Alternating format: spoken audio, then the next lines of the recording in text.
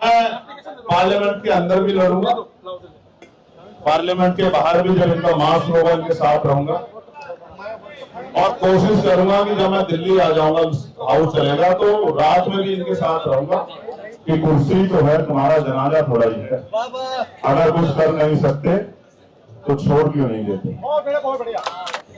मैं जब यहाँ आया उससे पहले मुझसे बहुत लोगों ने कहा कि आप जाके अनशन तुड़वा दीजिए।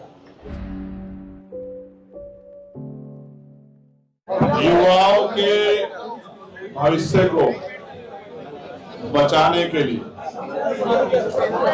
युवाओं को सशक्त करने के लिए जो आंदोलन जंतर मंतर में चल रहा है, संविधान बचाने का,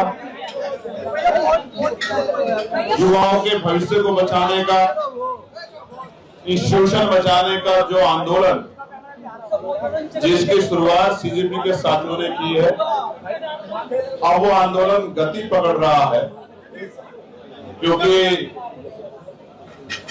भले ही गर्मी क्यों ना हो लेकिन संघर्ष से लोगों के दिलों में ठंडक जा रही है। मैं बड़ी जिम्मेदारी से कह रहा हूं, देश को जरूरत है, ये जंतर मंतर पे तो होना चाहिए, इसके साथ देश के हर एक कोने में होना चाहिए संवैधानिक रूप से, संवैधानिक मर्यादा के अंदर। जैसे यहाँ चल रहा है ऐसे ही आंदोलन पूरे देश में खड़ा होना चाहिए और इसकी गूंज से सरकार को वो जो फैसले बंद कमरे में ले जाते हैं वो जनता के हितों को, नौजवानों के हितों को ध्यान में रख के लेने चाहिए। बुरा ये है कि 17-18 दिन से यहाँ अनशन चल रहा है। सोनम वांगचुक जी और 4 बच्चों से और मैं मिला हूं जो पीएचडी के स्टूडेंट हैं, वो अपने जीवन की परवाह नहीं कर रहे। मैं जब यहाँ आया उससे पहले मुझसे बहुत लोगों ने कहा कि आप जाके अनशन तुड़वा दीजिए, आप उनको समझाइए, लेकिन मैं यहाँ उनका हौसला तोड़ने के लिए नहीं, उनके हौसले को बढ़ाने के लिए आया। मैं ये कहना चाहता हूँ, एक आंदोलनकारी होने के नाते हमें जो संघर्ष कर रहे हैं अनशन पे, उनको समझाने की जरूरत नहीं, हमें सरकार से सवाल पूछने की और सरकार को समझाने की आवश्यकता है और समझना सरकार को पड़ेगा। मैं एक अनुभव आपके सामने साझा करता हूँ। मैं भूख हड़ताल पे अक्सर क्यों नहीं जाता, हालांकि देश में ये एक बहुत अच्छा तरीका आजादी से पहले से ये फॉलो हुआ है। मैं जब 2 अप्रैल का आंदोलन हुआ तो मैं जेल में था, तो मुझे लगा कि मैं भूख हड़ताल पे जाके अपनी बात को, अपने आंदोलन को मजबूत कर सकता हूँ, तो मैं 6 तारीख से भूख हड़ताल पे चला गया और ये मेरा पहली बार था कि भूख हड़ताल का अनुभव। मैं लगातार 8 दिन तक भूख हड़ताल पे रहा। मेरे साथी मुझे अखबार की कटिंग पहुंचाया करते थे, तो अखबार ये लिखता था कि चंद्रशेखर 3 टाइम खाना खा रहे हैं, 2 तरह की सब्जी ले रहे हैं, दही ले रहे हैं, दूध ले रहे हैं। मुझे उस अखबारों को पढ़ के बहुत तकलीफ होती थी कि मैं इतनी ईमानदारी से आंदोलन कर रहा हूं, भूख हड़ताल कर रहा हूं, अनशन कर रहा हूं, जान की बाजी लगा रहा हूं और मीडिया क्या कर रहा है। उस दिन मुझे समझ आया कि गांधी जी का रास्ता ज्यादा अच्छा आज की डिक्टेटरशिप वाली सरकारों में नहीं, इसलिए मैंने उसके बाद कभी कोई भूख हड़ताल नहीं की। लेकिन अब जब मैंने इनको देखा, सब लोगों को अपनी जान की बाजी लगाते हुए, तो मैं छोड़िए, मेरे जैसा एक भी आदमी घर नहीं रहना चाहता, वो इस आंदोलन में हिस्सेदार बनकर इस आंदोलन को आगे बढ़ाना चाहता। जब मुझे 8 दिन हो गए तो मुझे एक शख्स ने कहा, ये इनको भी काम आएगा, वो मेरे बड़े भाई थे, वो मुझसे जेल में मिलने आए, मुझसे कहा कि सरकार चाहती है आप मर जाओ और आप भूखे रह के खुद ही मरना चाहते हो, अगर आपको कोई हत्या करेगा तो उसको जेल होगी, फांसी की सजा होगी, आजीवन सजा होगी, लेकिन अगर आप भूख हड़ताल में मर गए तो किसी को फर्क भी नहीं पड़ेगा, तो आप भूख हड़ताल का रास्ता छोड़ो, संघर्ष का रास्ता अपनाओ। तो मैंने तो 14 अप्रैल को संघर्ष का रास्ता अपना लिया, भूख हड़ताल तैयार करके, और मैं फिर से मैदान में आया कि बचेंगे तभी तो लड़ेंगे। लेकिन मैं चाहता था कि सोनम भाई जो देश की धरोहर है, महान वैज्ञानिक हैं, पर्यावरण के मित्र हैं, उनके जीवन कीमती है। मेरे बहुत सारे साथियों ने कहा कि उनसे कहिए कि वो अनशन तोड़ें, लेकिन जब मैं उनसे मिला और मैंने उनकी बहादुरी को महसूस किया तो मैं दिल से कहता हूं कि घमंड अनशन नहीं टूटेगा, इस सरकार का घमंड टूटेगा 20 तारीख को मेरी बात का और आंदोलन होगा। उस आंदोलन में सबसे बड़ा सहयोग हमारा होगा, युवाओं का होगा और इतना बड़ा आंदोलन होगा कि सरकार जो है संसद में भी घिरेगी और सड़क पे भी घिरेगी, संसद के बाहर भी घिरेगी। इस बात का मैं आपको विश्वास। फिर आपको कह दूं कि ये आंदोलन जिंदाबाद के लिए है ही नहीं, ये आंदोलन तो संघर्ष का आंदोलन, ये कामयाब हो इसके लिए भी मैं प्रकृति से संतों गुरु महान पुरुषों से मंगल कामनाएं करता हूँ। और यहाँ बैठा हर एक आदमी सुरक्षित रहे। मैं सोनम भाई के लिए और अपनी बहन के लिए, नेहा के लिए और तमाम सारे भाइयों के लिए प्रार्थना करता हूँ कि वो स्वस्थ रहे। बस मैं ये अपील करूंगा कि आंदोलन को शांतिपूर्वक रखना, क्योंकि वो पूरी कोशिश करेंगे कि आपके आंदोलन को कोई सवाल खड़ा हो जाए। जिनके लिए आप लड़ रहे हैं वो नहीं जानते कि आप उनके लिए लड़ रहे हैं, इसलिए वो घर में चुपचाप बैठे। हर माँ चाहती है कि शहीद आजम चंद्रशेखर आजाद जी और सरदार भगत सिंह जी पैदा हो, लेकिन वो पड़ोसी के यहाँ क्योंकि शहादत देनी, जिन्होंने ये बुजुर्ग होगा है, मैं उनका दिल की गहराई धन्यवाद करता हूँ कि उन्होंने जिम्मेदारी उठाई है। ये काम हमारा था, उन्होंने शुरुआत की, उनको अकेला नहीं छोड़ेंगे, हम उनके साथ करें। हर तरीके से कामयाब होगा आंदोलन, जीतेगा आंदोलन और इस्तीफा भी होगा। मैं प्रधान जी के लिए कहूंगा, धर्मेंद्र प्रधान जी, जो मैंने मंच से भी कहा था कि कुर्सी तो है, तुम्हारा जनाजा थोड़ा ही है। अगर कुछ कर नहीं सकते तो छोड़ क्यों नहीं देते?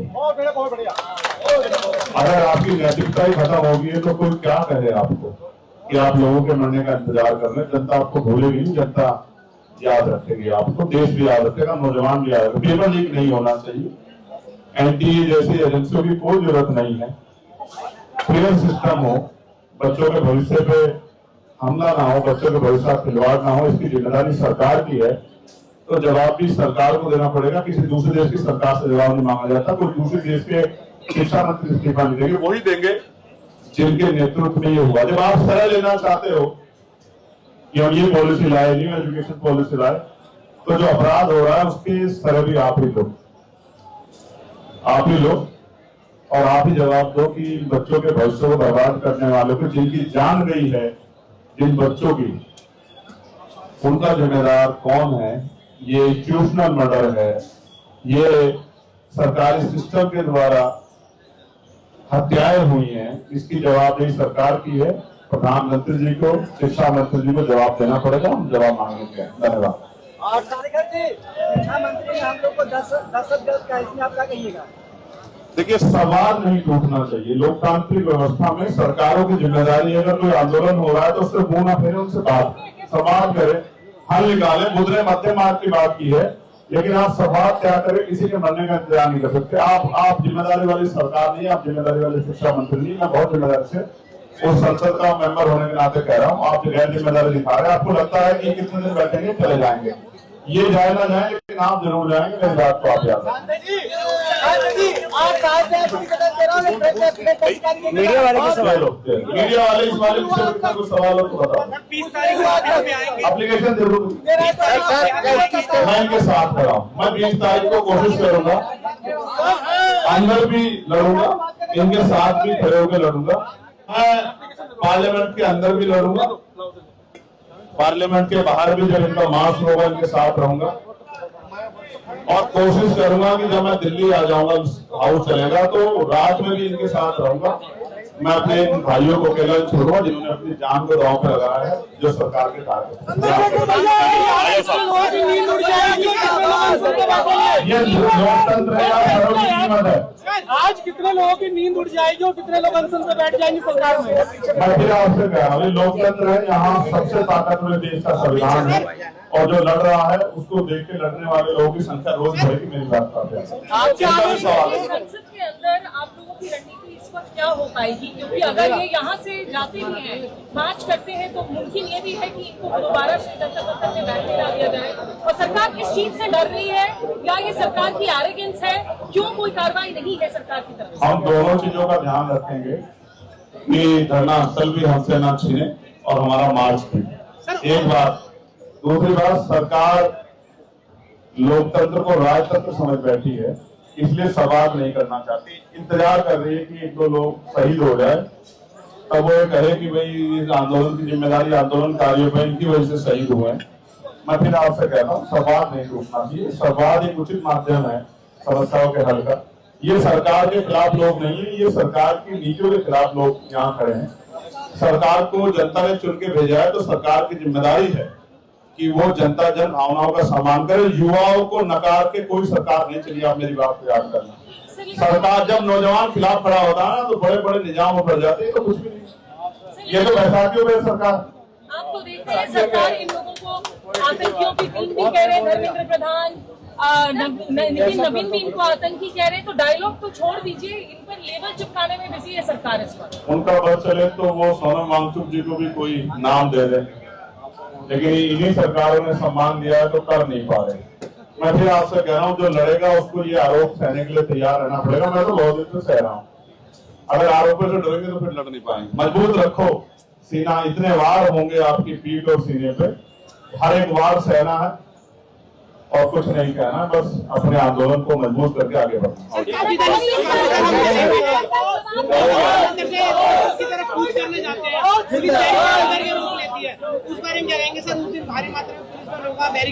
मैं समझता हूँ इस बात को, आंदोलन का अनुभव है मुझे यहाँ के पहलवान बेटियों के आंदोलन का भी अनुभव है। मैंने अपने साथियों से शेयर भी किया था। हमारी टीम चर्चा करके कोई रणनीति बनाएगी कि दोनों चीज हो जाए।